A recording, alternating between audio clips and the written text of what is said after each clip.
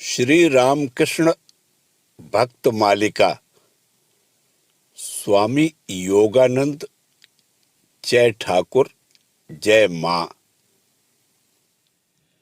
बैद्यनाथ, गया धाम, प्रयाग, चित्रकूट, ओंकारनाथ आदि दर्शन करने के पश्चात वे प्रयाग आकर चेचक से पीड़ित हुए।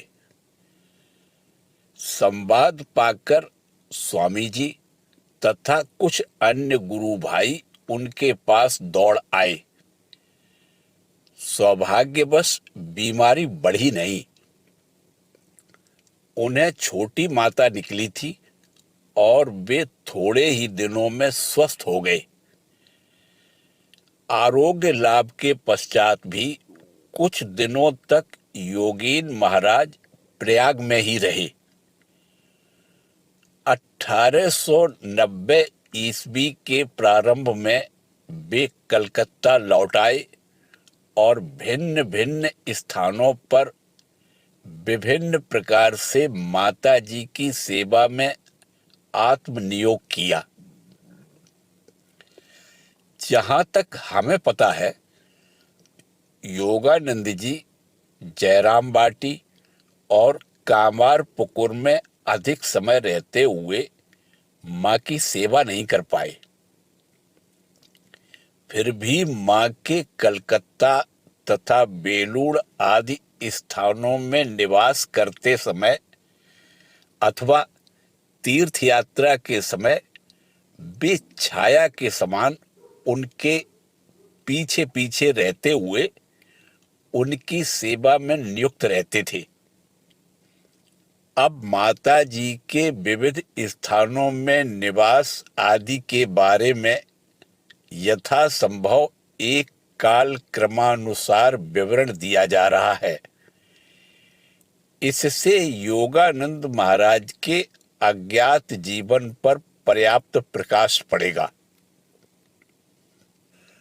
1890 ईस्वी के प्रारंभ में मां कलकत्ता लौटी और बेलूड़ में राजू गुमास्ता के किराए के मकान में रही। बाद में कंबुलिया टोला में मास्टर महाशय के मकान पर आई। 1890 ईस्वी के ज्येष्ठ मास मई महीने में वे बेलूड़ के घुसड़ी नामक स्थान में एक किराए के मकान में थी। योगानंद यहां पर उनकी सेवा में नियुक्त थे। भाद्रपद तक मां वहां रही। फिर रक्तातिसार होने के कारण उन्हें चिकित्सा के लिए बराहनगर स्थित सौरेंद्र ठाकुर के मकान पर लाया गया। उस समय योगानंद बराहनगर मठ में रहते हुए मां की देखभाल किया करते थे।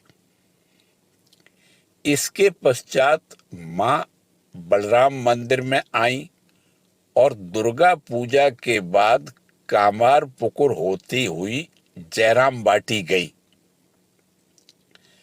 1893 ईस्वी आषाढ़ में मां बेलूड़ लौटकर नीलांबर बाबू के मकान के दुमंजिले पर निवास करने लगी।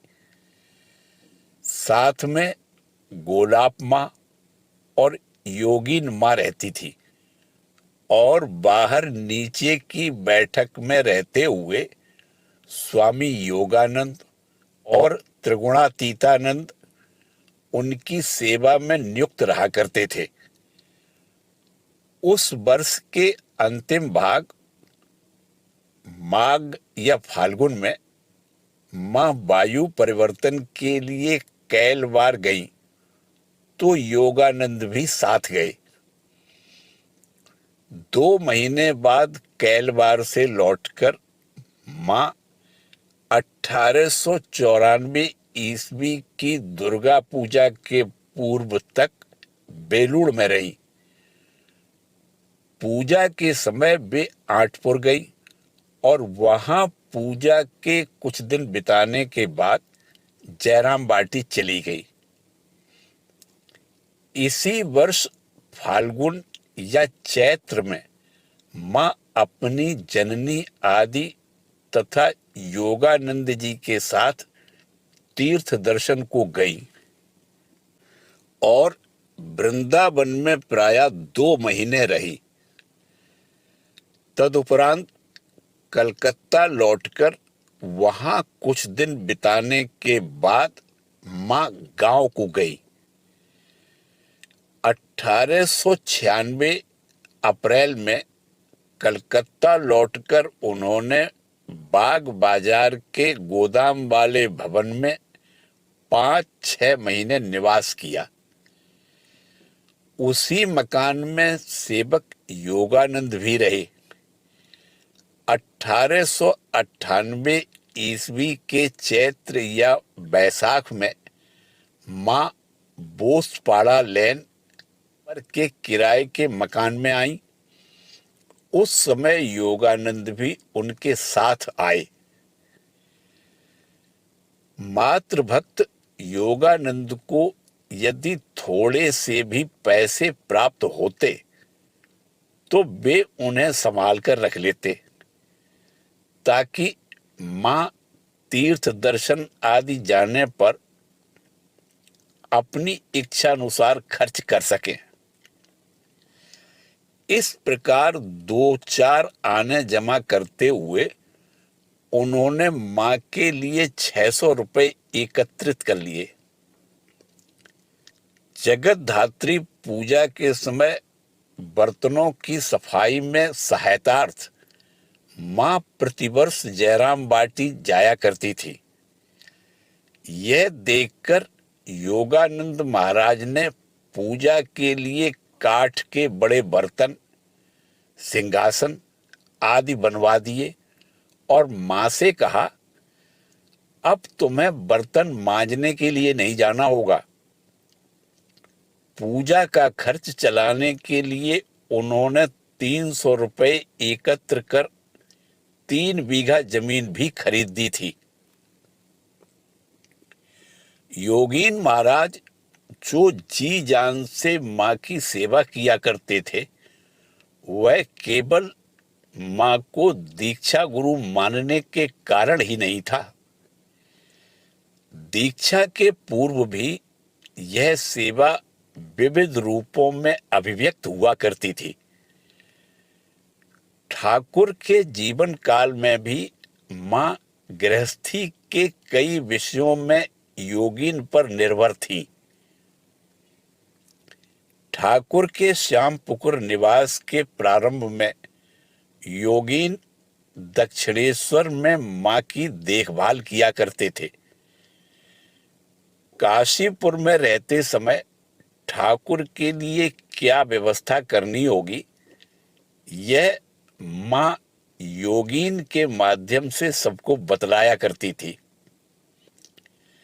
ठाकुर का स्वास्थ्य उत्तरोत्तर अधिक बिगड़ता देखकर किसी किसी सेवक के हताश हो जाने पर मां योगीन से कहला भेजती, उससे कह दो हताश मत हो, उनका स्वास्थ्य तो आजकल थोड़ा अच्छा ही है, अब तो घाव का मुंह थोड़ा बाहर की ओर आया है, इत्यादि। ठाकुर के देह त्याग के पश्चात मां जब काशीपुर के शमशान में शोक विह्वल हो गई थी, तब योगीन और बाबूराम ने ही उन्हें सांत्वना प्रदान की थी। इस प्रकार योगीन सदैव ही मात्र सेवा के लिए उत्सुक रहा करते थे। अन्य लोग जहां पीछे हट जाते, मां को वहां योगीन मिल जाते। जैसे किसी दिन उन्होंने लाटू से बाजार जाने को कहा, पर मनमौजी लाटू का मन दूसरी ओर लगा होने के कारण वे नहीं जा सके। तब योगीन को बुलाया गया और वे आनंद पूर्वक कार्य संपन्न कराए। योगीन महाराज ने माता जी को जगदम्बा के रूप में पाया था और यह भी समझ लिया था कि स्वयं को उनके चरणों में पूरी तौर से सौंपकर ही वे निश्चिंत हो सकते हैं। मां के प्रति उनका क्या ही अगाध विश्वास था, यह बात एक दिन की घटना से स्पष्ट हो जाती है। शरत महाराज ने एक बार उनसे कहा, योगी, मैं तो नरेन की बातें समझ ही नहीं पाता। वह कितने किस्म की बातें करता है। जब जिस विषय को लेता है उसे इतना बड़ा कर डालता है कि उसके सामने बाकी सब बिल्कुल छोटे हो जाते हैं। योगानंद बोले, शरत, तुझे एक बात बताए देता हूं, तू मां को पकड़, वे जो कुछ कहें वही ठीक मानना। इतने पर संतुष्ट न होकर वे उन्हें मां के पास ले गए। इसी प्रकार शरत महाराज ने धीरे धीरे मां की सेवा का सौभाग्य पाया और मात्र सेवा की पराकाष्ठा दिखाकर वे रामकृष्ण संघ में चिरस्मरणीय हुए।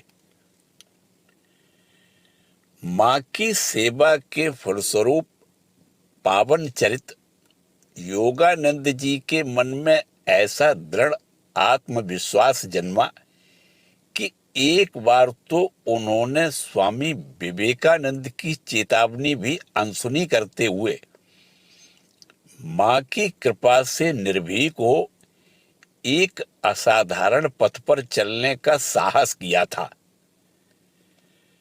प्रथम बार विदेशों से लौटने पर स्वामी जी ने जब देखा कि योगीन के साथ एक ब्रह्मचारी भी मां की सेवा में नियुक्त है, तो उन्होंने इस ओर उनका ध्यान आकृष्ट करते हुए जानना चाहा,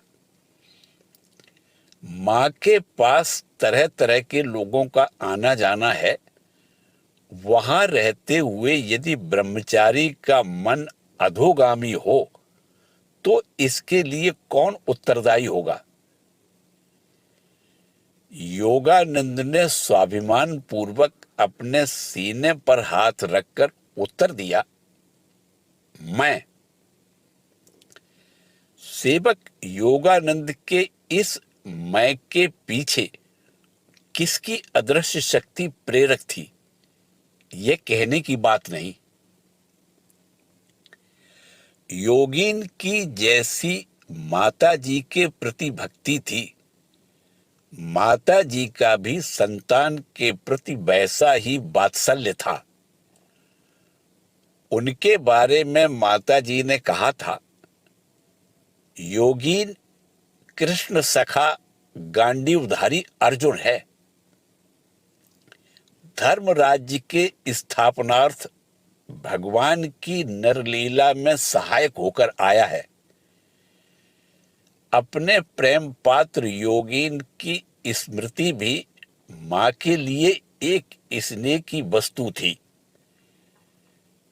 योगानंद ने मां के लिए एक रजाई बनवा दी थी। उपयोग करने लायक न रह जाने पर एक दिन मां ने एक भक्त को उसकी रोई धुनवाकर तथा नया गिलाफ लगवाकर ले आने के लिए कहा, पर थोड़ी देर बाद बोली, रहने दो, रजाई को ले जाने की जरूरत नहीं, यह रजाई योगीन ने दी थी। इसे देखते ही योगीन की याद आती है। योगानंद के देह त्याग के बाद एक बार मां ने कहा था, योगीन जैसा मुझे कोई भी नहीं चाहता था। फिर भी ये कहा था, मेरा भार क्या हर कोई ले सकता है। योगीन ले सकता था और शरत ले सकता है। स्वामी योगानंद के मठ जीवन का वृतांत उनके जीवन की अन्य घटनाओं के ही समान प्रायः अज्ञात है।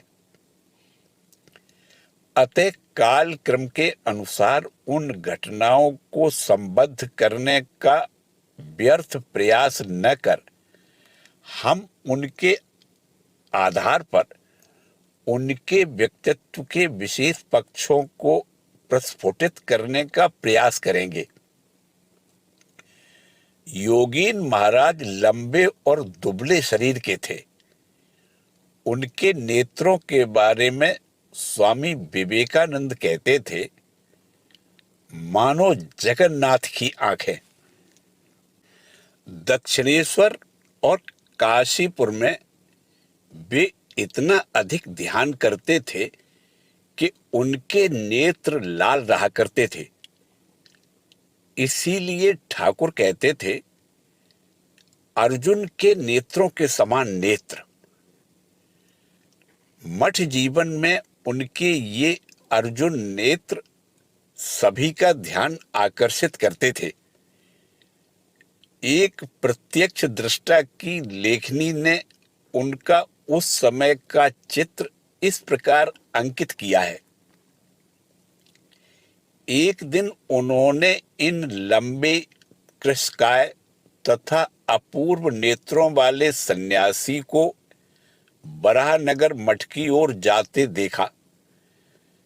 सन्यासी के पांव नंगे थे। कपड़े के नाम पर शरीर पर केवल एक धोती तथा मस्तक मुंडित था। उनकी पीठ पर एक थैली में सब्जियां थी तथा दाहिने हाथ में एक हंडी। ठाकुर सेवा के लिए इन चीजों को लेकर कड़ी धूप में चले जा रहे थे।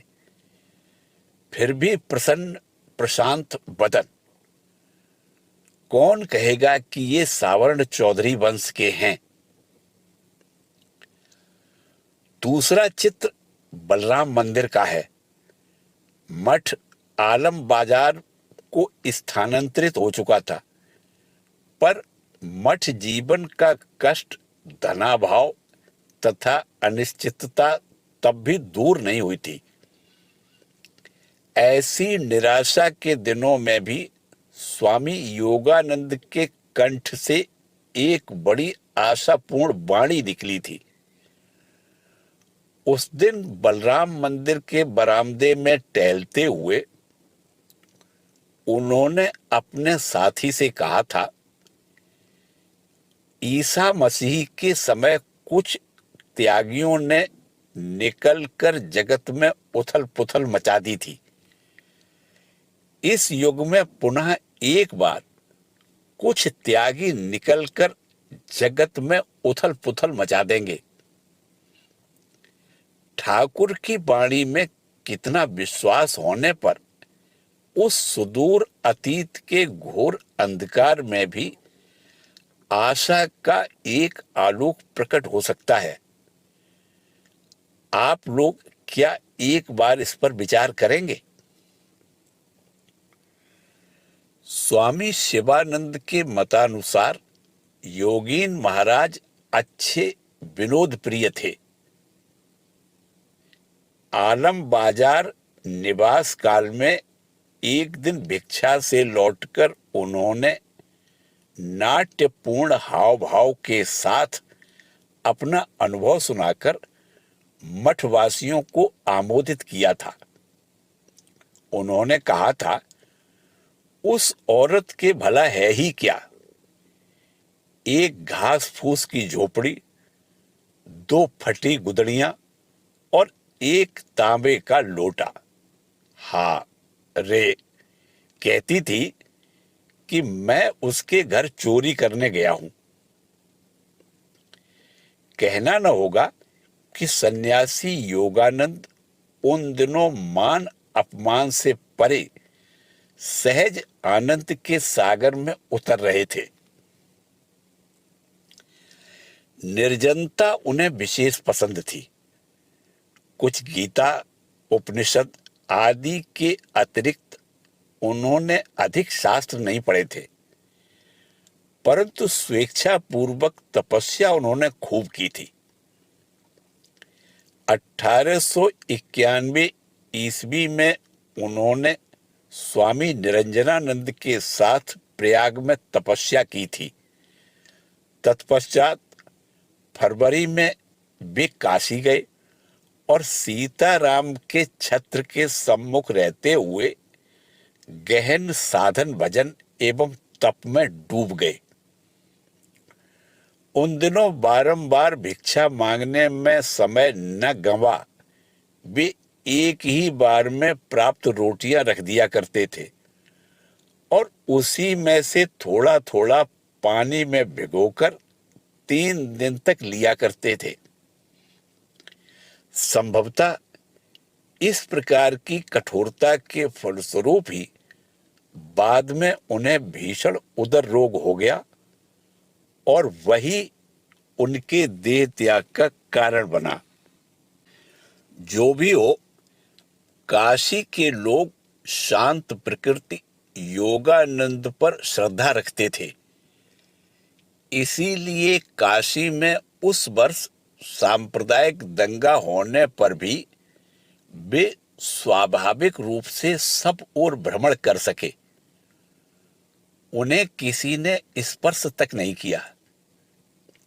कठोरता के कारण उत्पन्न अजीर्ण रोग से वे मई महीने में बराहनगर मठ लौट आए। अगस्त में वे पुनः वाराणसी होते हुए प्रयाग गए। 1892 ईस्वी में वे आलम बाजार मठ को लौट आए और वहां कुछ महीने तक निवास किया। इस प्रकार अंतर्मुख रहने पर भी योगानंद संसार के दुख कष्टों के बारे में उदासीन नहीं थे। उनके गांव के एक व्यक्ति का रेल दुर्घटना में देहांत हो गया। उसका परिवार असहाय हो गया। इस घटना से उनके मन को अत्यंत दुख हुआ और उन्होंने उन लोगों के लिए कुछ धन की व्यवस्था करा दी। वचनामृत के ग्रंथाकार में प्रकाशित होने में योगानंद का कुछ हाथ था। मास्टर महाशय उस समय छोटी सी पुस्तिका के रूप में वचनामृत का प्रकाशन कराना चाहते थे। योगानंद की इच्छा थी कि वह बड़े ग्रंथ के रूप में निकले। इसलिए उन्होंने माताजी से कहकर सब ठीक कर लिया। बाद में जब मास्टर महाशय मां को प्रणाम करने आए तो मां ने उन्हें उसे बड़े आकार में छपवाने का आदेश दिया। मास्टर महाशय ने उस आदेश का पालन किया। ठाकुर के संतानों में प्रत्येक की अपनी अपनी विशेषता रहने पर भी उन सभी में एक प्रकार की सर्वतोमुखी प्रतिमा थी, जो यदा कदा व्यक्त होकर सभी को विस्मित कर देती थी। योगानंद की शास्त्र चर्चा भी ऐसी ही एक विस्मयकर वस्तु थी। माताजी जब बोसपाड़ा के मकान में रहती थी, तब योगानंद गिरीश बाबू के मकान पर भक्तों को साथ लेकर नियमित रूप से शास्त्र पाठ आदि किया करते थे। इसके अतिरिक्त स्वामी जी द्वारा रामकृष्ण मिशन की स्थापना किए जाने पर वे प्रायः विविध चर्चाओं में भाग लिया करते और अध्यक्षता भी करते थे। स्वामी जी के साथ उनका संबंध बड़ा ही घनिष्ठ तथा स्नेहपूर्ण था। इनका पारस्परिक स्वच्छंद व्यवहार तथा सहज वार्तालाप देखकर अपरिचित लोग इनके हृदय का भाव कुछ भी नहीं समझ पाते थे। कई बार तो वे यही सोचते थे कि इनके बीच संभवतः कुछ मनमुटाव ही चल रहा है। स्वामी जी के अमेरिका से लौट आने पर इस अभिनय ने कई लोगों का ध्यान आकर्षित किया था, परंतु शीघ्र ही सबने इसका मर्म समझ लिया और उन्हें इन प्रेम पूर्ण द्वंद्वों में आनंद ही आने लगा। इस प्रकार एक दिन बलराम बाबू के मकान पर स्वामी जी के साथ उनका तर्क आरंभ हुआ। स्वामी जी द्वारा परियोजित तथा प्रारंभ की हुई कार्य पद्धति के प्रति असंतोष व्यक्त करते हुए योगानंद बोले, तुम्हारा यह सब कार्य विदेशी ढंग पर हो रहा है। क्या ठाकुर का ऐसा ही उपदेश था? स्वामी जी ने उत्तर दिया, तूने कैसे जाना कि यह सब ठाकुर का भाव नहीं है? अनंत भाव में ठाकुर को तुम लोग अपनी सीमा में बांध रखना चाहते हो। मैं यह सीमा तोड़कर उनके भाव सारी पृथ्वी पर बिखेर दूंगा। वे और भी कहने लगे, सेवा ही इस युग की साधना होगी, क्योंकि प्राचीन मत के अनुसार ठीक ठीक साधना करने में समर्थ व्यक्ति अत्यंत दुर्लभ है। और यह बात भी सत्य नहीं है कि सेवा करने पर साधना के लिए समय नहीं मिलता, क्योंकि 1 घंटे भी मन को ठीक ठीक स्थिर कर पाने पर ईश्वर प्राप्ति में देर नहीं लगती।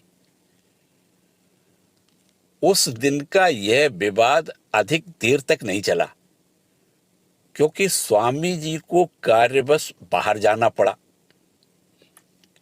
परंतु योगानंद का मत अपरिवर्तित रह जाने के कारण 2 वर्ष बाद यह मतभेद एक अन्य घटना के माध्यम से पुनः व्यक्त हुआ। उस दिन महर्षि देवेंद्रनाथ ठाकुर के पास से भी प्रियनाथ शास्त्री आए और स्वामी जी की विचारधारा, कार्यप्रणाली तथा अन्य विषयों पर विचार विमर्श करने लगे।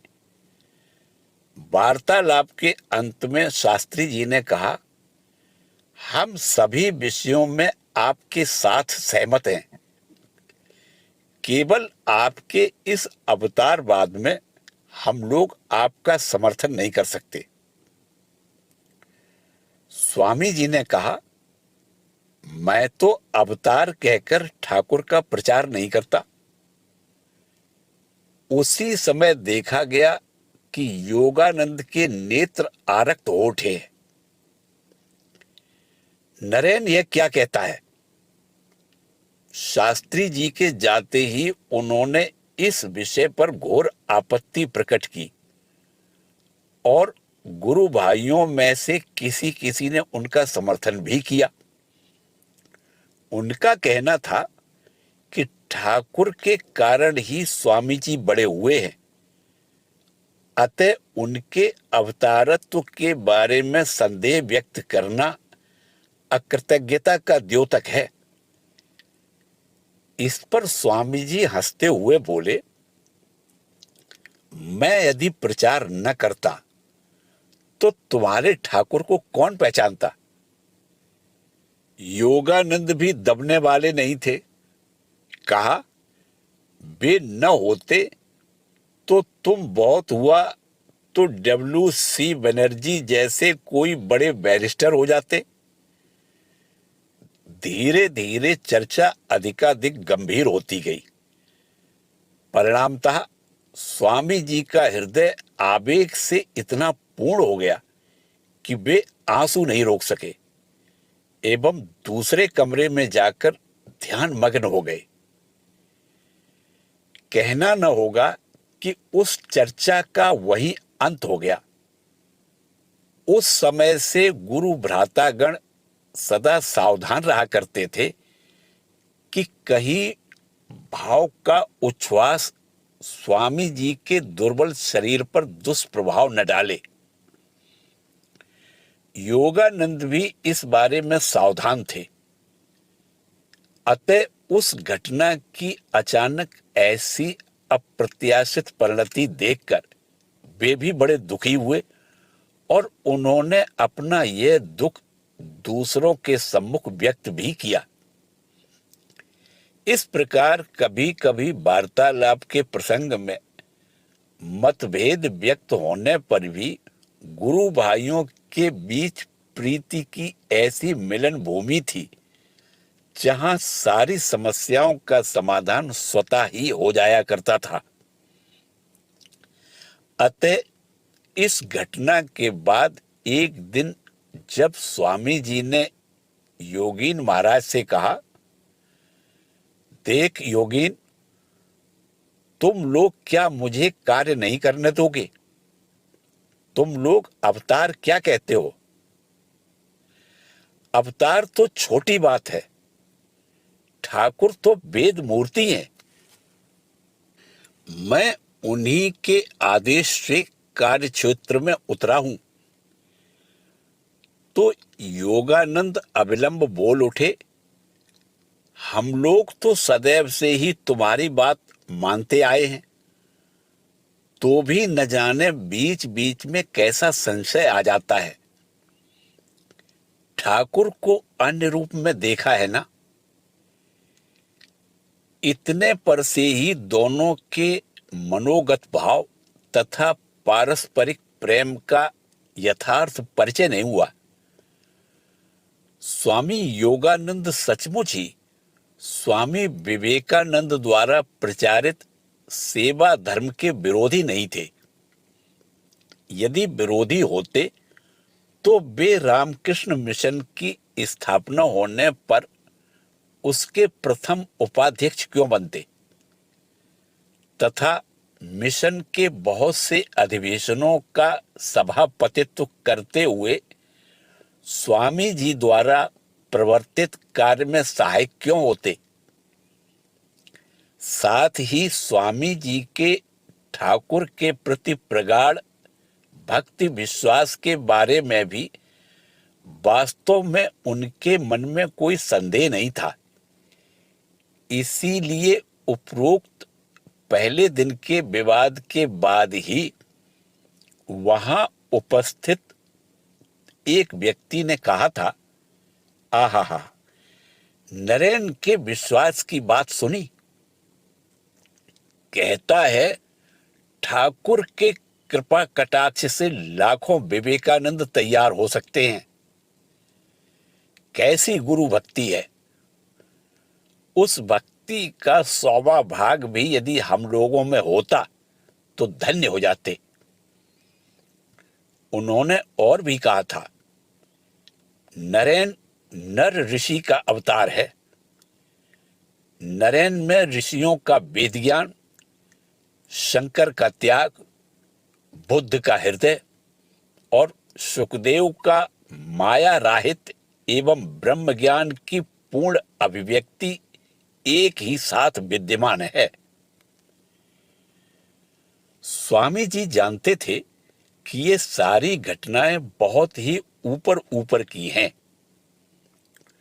उनकी विचारधाराओं में भेद होने के उपरांत भी ठाकुर ने अपना कार्य संपन्न करने के लिए उन्हें प्रीति के जिस धागे में पिरोया है, उसे इन घटनाओं से कोई क्षति नहीं पहुंच सकती। व्यवहार में भी हम देखते हैं कि योगानंद को रामकृष्ण मिशन का उपाध्यक्ष मात्र बनाकर वे संतुष्ट नहीं हुए, वरन वे कई मामलों में उन्हीं की विचार बुद्धि पर पूर्णतया निर्भर रहते थे। बेलूड़ मठ के लिए चुने गए भूखंड को खरीदने के पूर्व स्वामी जी ने उस पर अंतिम निर्णय लेने के लिए योगानंद को ही उसे देखने भेजा था। उस समय उनके साथ नाव में और भी कुछ भक्त गए थे। जमीन देखकर सभी लोग खूब संतुष्ट हुए और बहुत कुछ कहते रहे। एक भक्त ने कहा, यहां 2 तालाब हैं, इनमें जो कमल खिलेंगे उनसे ठाकुर की पूजा होगी। योगानंद किसी भी वार्तालाप में भाग न लेकर घूमते हुए जमीन देखते रहे। उस समय उनके चेहरे पर संतोष तथा दिव्य भाव प्रकट हुआ और भूमि के बारे में पूछे जाने पर उन्होंने कहा, सुंदर जमीन है।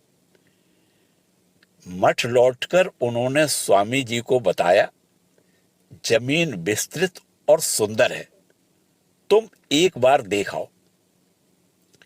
परंतु स्वामी जी ने उन्हीं की बात पर निर्णय ले लिया, स्वयं देखने नहीं गए।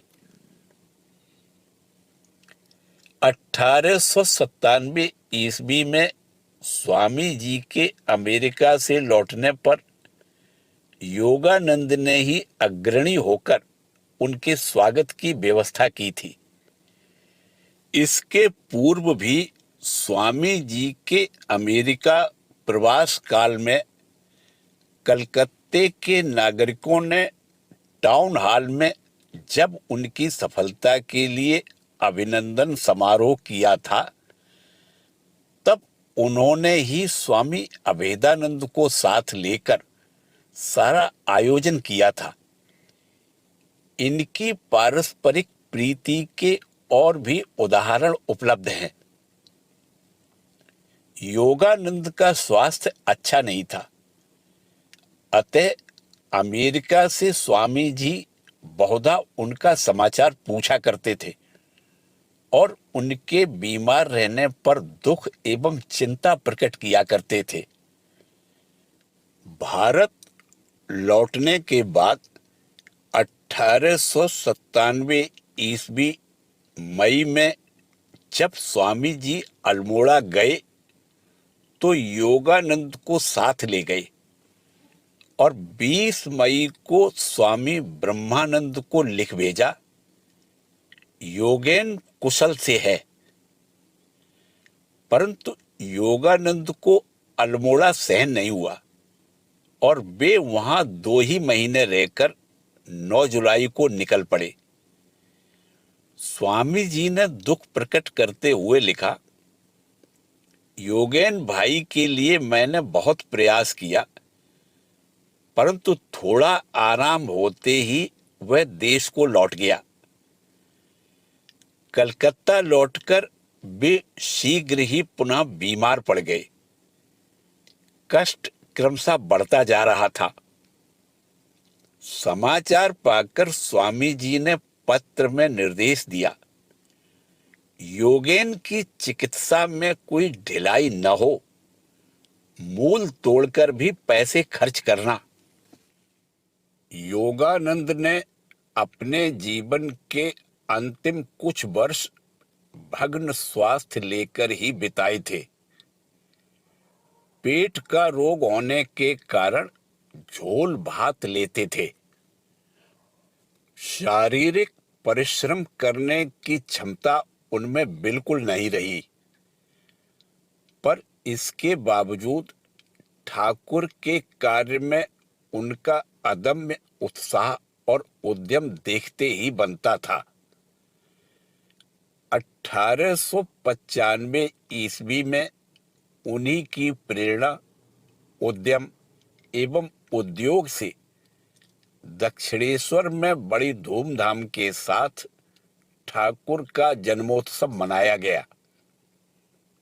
तत्पश्चात 1897 ईस्वी तक प्रतिवर्ष वे वहां पर उत्सव का आयोजन करते रहे। उन दिनों वे अधिकांश बलराम मंदिर में रहा करते और उत्तरी कलकत्ता के अनेक लोगों के साथ उनका घनिष्ठ संपर्क था। उनके आकर्षण से अहीरी टोला के अनेक स्वयंसेवक उत्सव में भाग लेकर सारे कार्य सुसंपन्न करते थे। 1898 ईस्वी में दक्षिणेश्वर मंदिर के व्यवस्थापकों के साथ किसी विषय पर मतभेद हो जाने के कारण उस वर्ष वहां पर उत्सव करना संभव नहीं हो सका। परंतु योगानंद पीछे हटने वाले नहीं थे। उन्होंने बेलुड़ के ही दा परिवार के मंदिर में विराट उत्सव कराया। अस्वस्थता के कारण वे स्वयं इस उत्सव में भाग नहीं ले सके। यही उनके लिए अंतिम उत्सव था, क्योंकि आगामी उत्सव के पूर्व ही अग्रहायण मास में उन्होंने माता जी के बोसपाड़ा लेन के आवास में अंतिम रोग शैया ग्रहण की। अंतिम बीमारी के समय अनेक लोग उनकी सेवा किया करते थे।